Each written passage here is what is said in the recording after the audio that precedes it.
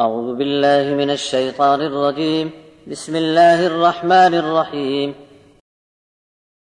فمن أظلم ممن كذب على الله وكذب بالصدق إذ جاءه أليس في جهنم مثوى للكافرين والذي جاء بالصدق وصدق به أولئك هم المتقون لهم ما يشاءون عند ربهم ذلك جزاء المحسنين ليكفر الله عنهم أسوأ الذي عملوا ويجزيهم أجرهم بأحسن الذي كانوا يعملون أليس الله بكاف عبده ويخففونك بالذين من دونه ومن يضلل الله فما له من هاد ومن يهد الله فما له من مضل أليس الله بعزيز ذي انتقام ولئن سألتهم من خلق السماوات والأرض ليقولن الله قل أفرأيتم ما تدعون من دون الله إن أرادني الله بضر هل هن كاشفات ضره أو أرادني برحمة هل هن ممسكات رحمته قل حسبي الله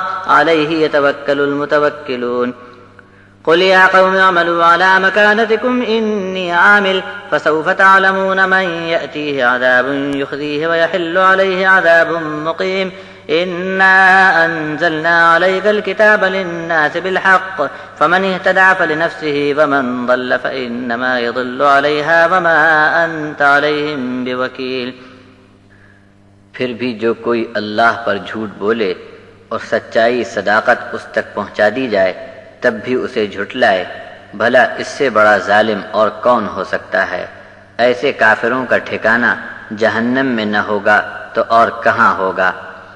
اور جو سچی بات لے کر آیا اور جس نے اس کی بات کی تصدیق کی تو بس ایسے لوگ واقعی پرہیزگار بن گئے۔ ان کے رب کے یہاں جب یہ لوگ پہنچ جائیں گے تو جو چاہیں گے نعمت پالیں گے، اور یہ جزا ہے نیکی کرنے والوں کی، تاکہ اللہ تعالیٰ ان کی برائیوں کو معاف فرما کر ان کے اچھے عمل کا اجر انہیں عطا فرمائے۔ کیا اللہ اپنے بندے کو کافی نہیں ہے؟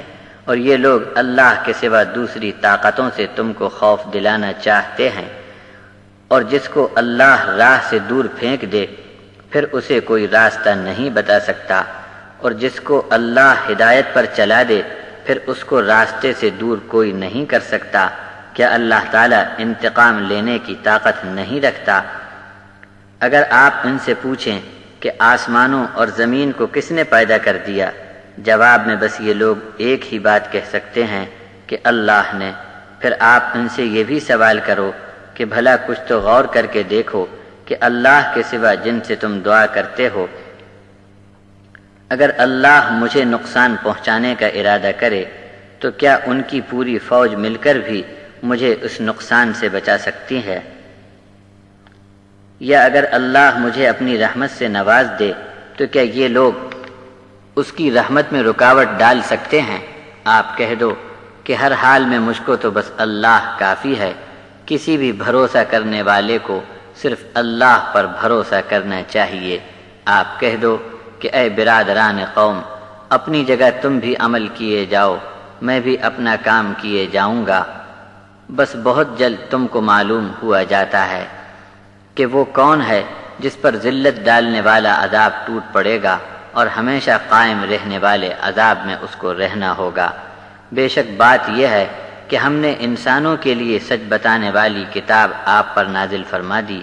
اب جو کوئی بھی صحیح راستے پر چلے گا تو خود اس کا اپنا بھلا ہوگا، اور جو اس کتاب کے بتائے راستے سے دور بھاگے گا تو اس کا وبال اسی پر پڑ کر رہے گا۔ ہم نے آپ پر ان کی نگرانی کی ذمہ داری نہیں ڈالی۔